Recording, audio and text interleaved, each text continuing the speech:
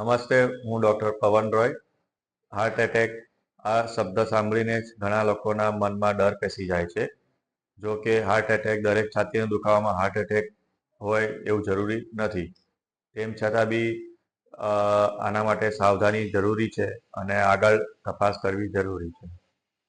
છાતીમાં દુખાવા થવાનું કારણ મુખ્યત્વે હાર્ટ એટેક આવો, ગેસ એસિડિટી થવી, માંસપેશીઓનો કે સ્નાયુનો દુખાવો થવો, ટેન્શનના લીધે બી આ થઈ શકે છે, એસિડ રિફ્લક્સના લીધે બી આ થઈ શકે છે.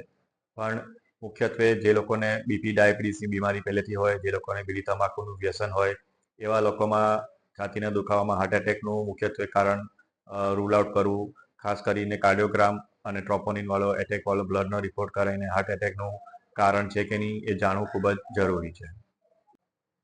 હોસ્પિટલ પહોંચતા જ અમે તાત્કાલિક ઇસીજી, ઇકોકાર્ડિયોગ્રામ અને બ્લડ રિપોર્ટ કરાવીએ છીએ અને તાત્કાલિક એમાં હાર્ટ એટેકના જે આપણે ડાયગ્નોસિસ કરીએ એનો ટ્રીટમેન્ટ તાત્કાલિક સ્ટાર્ટ કરી દઈએ છીએ, જેમાં મુખ્યત્વે આપણે એન્જિયોગ્રાફી કરીને સ્ટેન્ટ બેસાડવું, જેને એન્જિયોપ્લાસ્ટી પણ કહેવાય, જે નળી બંધ હોય તાત્કાલિક ખોલવી પડે.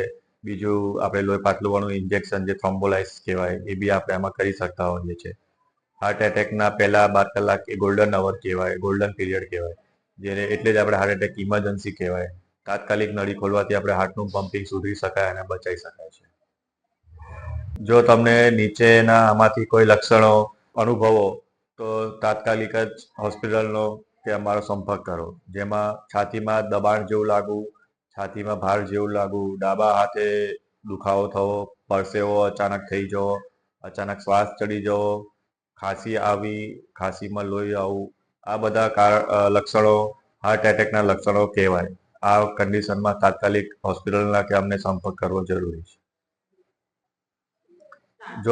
જો તમારે છાતીમાં દુખાવો 5 મિનિટથી વધારે કન્ટિન્યુઅસ ચાલે, દબાણ જેવું લાગે અને ખાસ કરીને જો સોર્બિટેટવાળી ગોળી જીભ નીચે મૂકવાથી એ દર્દી દુખાવામાં રાહત થઈ જાય, એનો મતલબ કે આ હૃદયનો દુખાવો છે અને તાત્કાલિક સમન્વય હોસ્પિટલનો સંપર્ક કરો. અમારે ત્યાં 24 કલાક 7 દિવસ આખું વર્ષ ઇમરજન્સી હાર્ટ કેરની સુવિધા ઉપલબ્ધ છે.